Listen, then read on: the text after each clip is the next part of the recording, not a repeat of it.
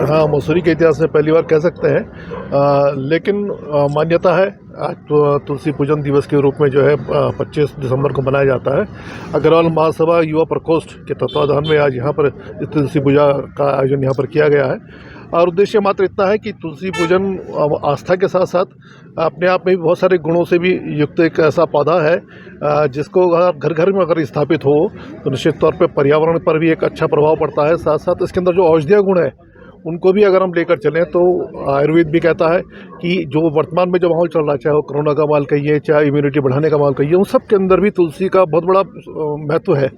तो उस नाते भी एक जागरूकता बढ़ाने के लिए भी इस दिवस को हम सार्थक रूप में लेने का प्रयास कर रहे हैं कि आस्था के साथ साथ तुलसी पूजा भी हो, घर घर में स्थापित हो, पर्यावरण भी संरक्षित हो, साथ साथ इसके जो आयुर्वेदिक गुण है उसके अनुसार इसका सेवन करके अपने आप को निरोग भी बनाया जा सके।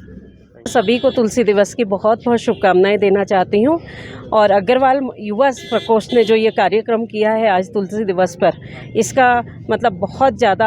हम लोगों को गर्व महसूस हो रहा है क्योंकि हमारी जो युवा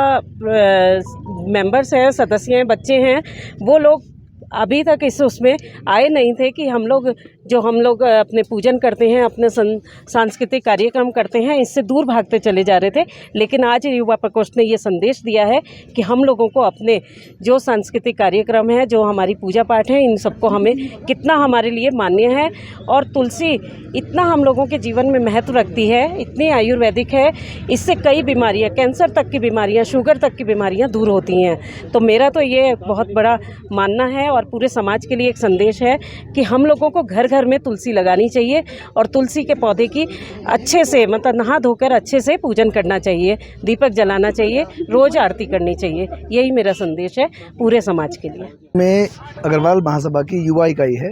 युवा प्रकोष्ठ के नाम से। तो हम लोगों ने अभी कुछ दिन पहले एक प्लान इस तरह का सोचा था कि हम कुछ इस तरह का करें जो कि पहले किसी ने ना सोचा हो। हर चीज़ हम कुछ इस तरह की नहीं सोचते हैं कि अपने जो धर्म के प्रति जो जागरूकता फैलाने का काम करने के लिए। अभी कुछ दिन पहले हमने एक